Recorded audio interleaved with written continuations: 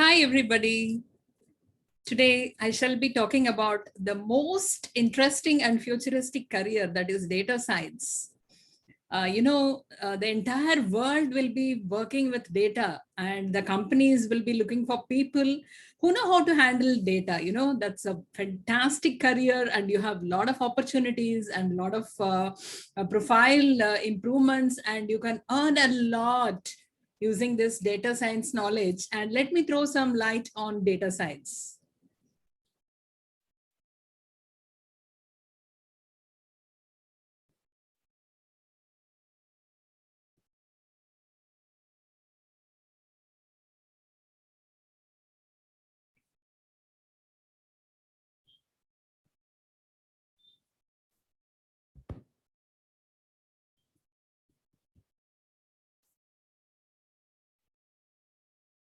Okay, so now we are going to talk about the careers in data science. And first, let me take you through what is data science.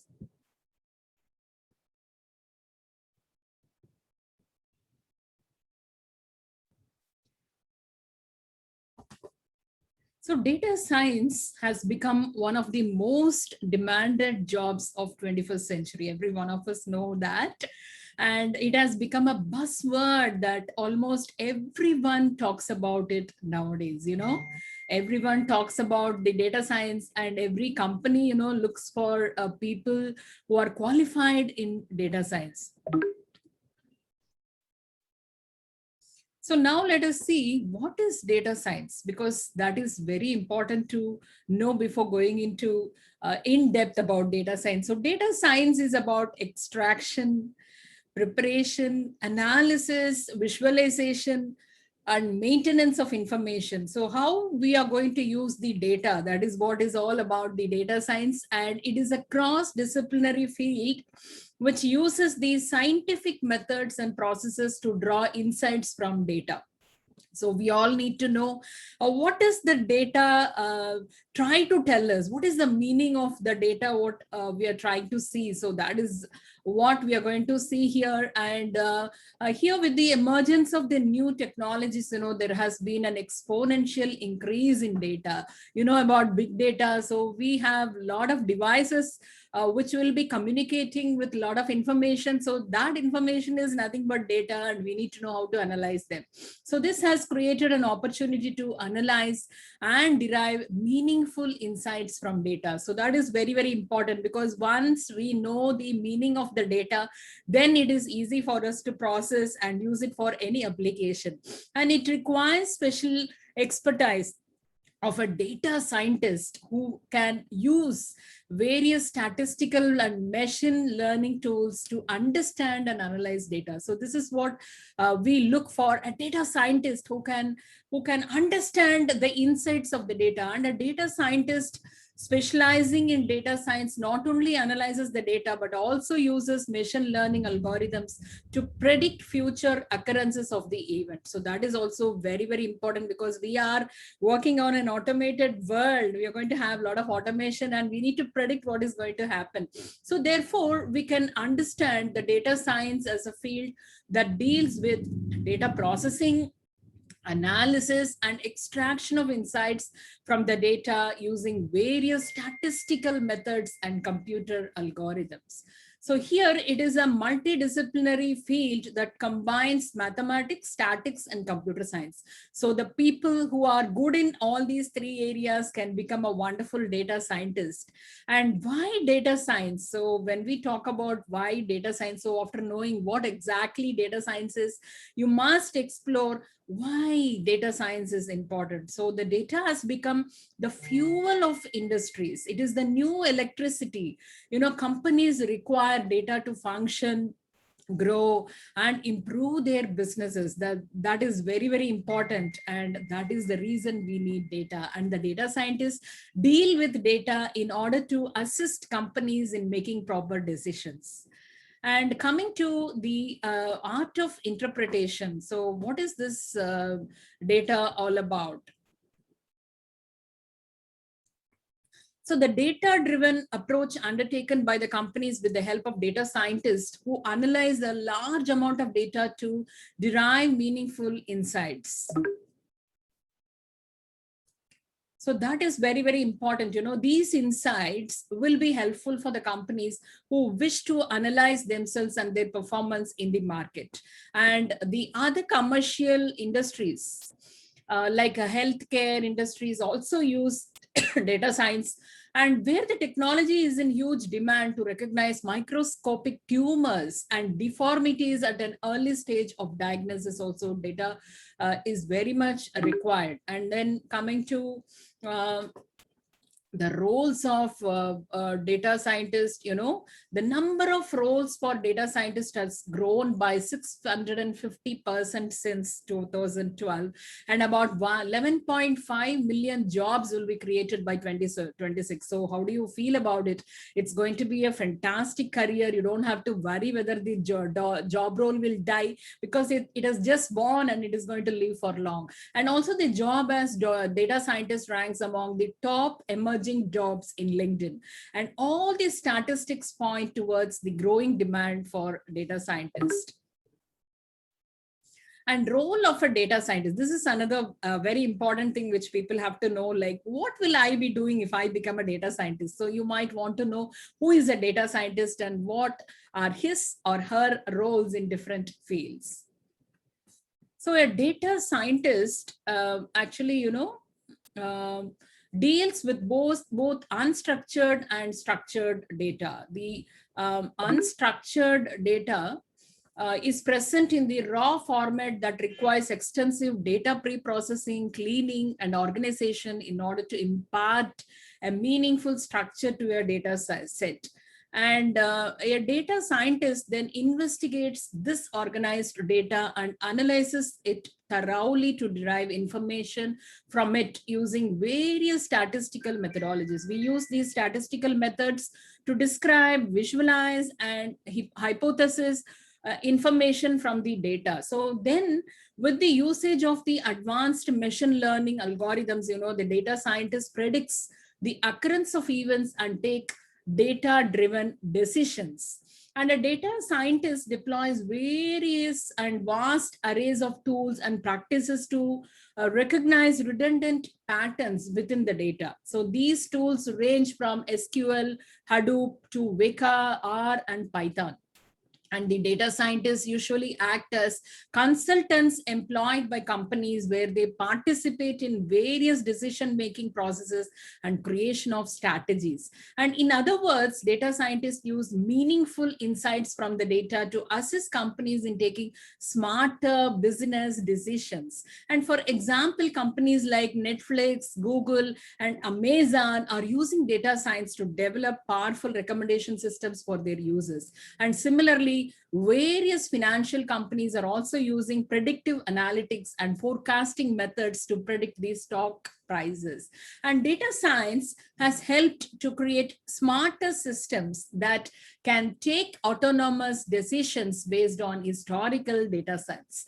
And though its assimilation with emerging technologies like computer vision, natural language processing, that is NLP, and reinforcement learning, it has manifested itself to form a greater picture of artificial intelligence. And how are we going to use data science to solve problems? That is very, very important, right? So when solving a real world problem with data science, the first step it starts with data cleaning. Data cleaning and pre-processing, that is very, very important. You need to know how to do these things. When a data scientist is provided with a data sheet or the data set, it may be in an unstructured format with various inconsistencies. So organizing the data and removing erroneous information makes it easier to analyze and draw insights.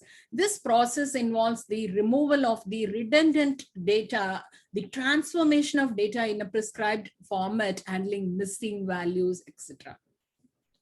So this pre-processing and the data processing is very much required in the process of analyzing and understanding the insights of the data.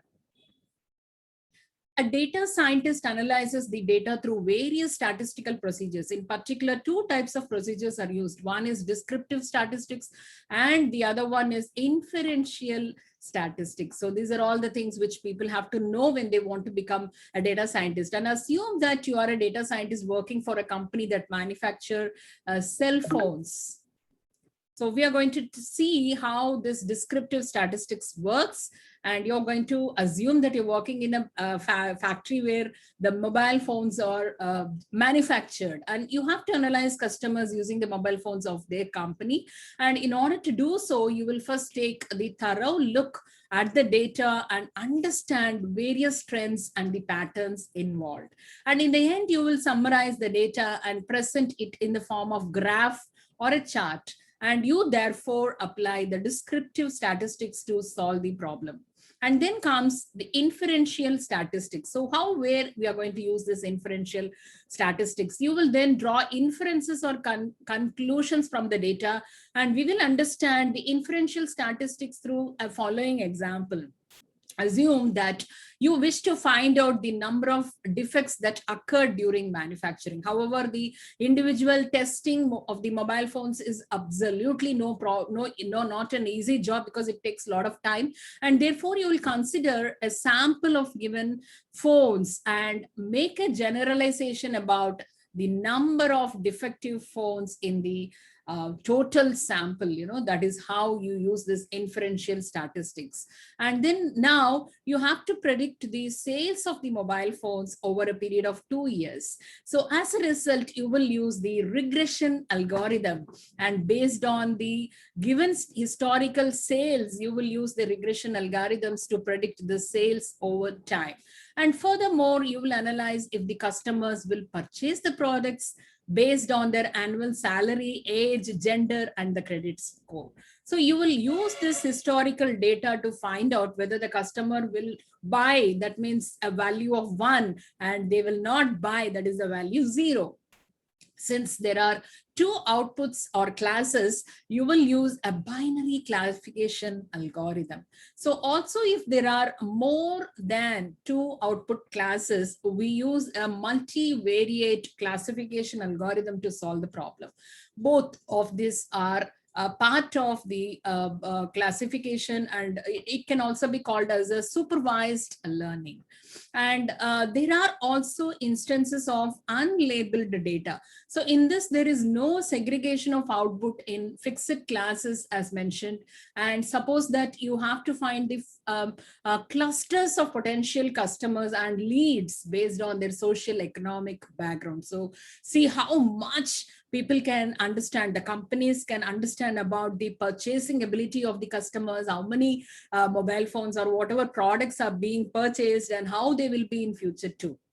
Since you do not have a fixed set of classes in your historical data, you will use a clustering algorithm to identify clusters or sets of potential clients. So clustering is an unsupervised learning algorithm. And then self-driving cars have become a trending technology now. The principle behind the self-driving car is autonomy. So that is being able to take decisions without human interference. The traditional computers required human input to yield output. The reinforcement learning has solved the problem of human dependence. And the reinforcement learning is about taking specific actions to accumulate maximum reward. So you can understand this with the following instance. So suppose, assume that you're training a dog to fetch a ball, and then you reward the dog with a treat or a reward each time it fetches the ball. So you do not give it a treat if it does not fetch the ball. So the dog will realize the reward of treats if it fetches the ball back. The reinforcement learning uses the same principle.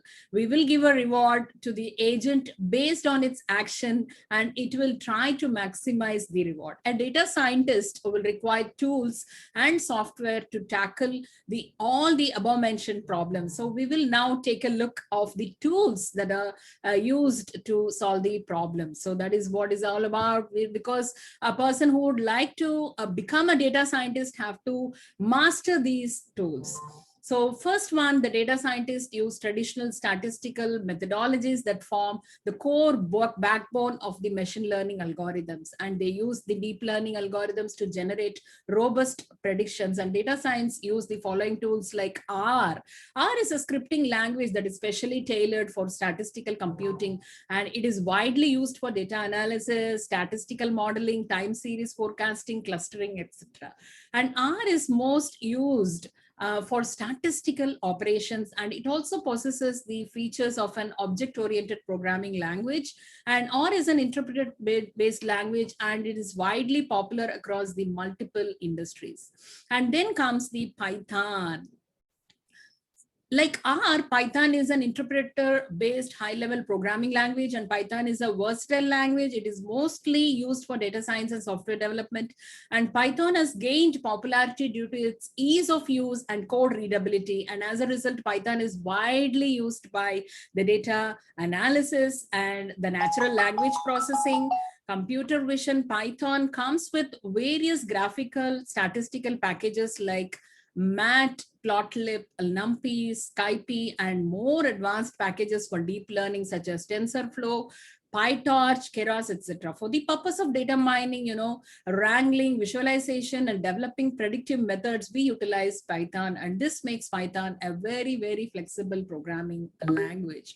And then comes the SQL. SQL is used for extracting, managing, and manipulating data. For example, a data scientist working in a banking industry uses SQL for extracting information of customers, while relational databases use SQL. NoSQL is a popular choice for non-relational or distributed databases. So recently, NoSQL has been gaining popularity due to its flexible scalability, dynamic design, and its open source nature. And this is all about the tools. And also we have Hadoop. So while being open source software, Hadoop utilizes a distributed storage system using a model called MapReduce. And there are several packages in Hadoop such as Apache, Pig, Hive, HBase, etc. And due to its ability to process colossal data quickly, its scalable architecture and low-cost deployment, Hadoop has grown to become the most popular software for big data. And then comes the Tableau. Tableau is a data visualization software specializing in graphical analysis of data, and it allows its user to create interactive visualizations and dashboards. And Tableau is a data visualization software specializing in graphical analysis of data, and it allows its user to create interactive visualizations and dashboards. An important feature of Tableau is its ability to connect its spreadsheets, relational databases, and cloud platforms. And then Vika.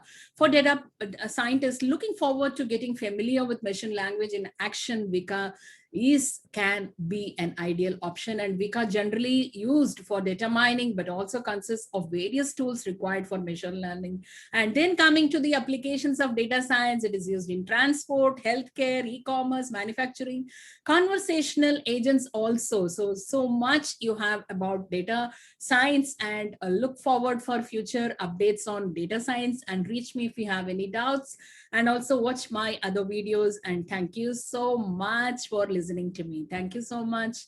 Stay blessed.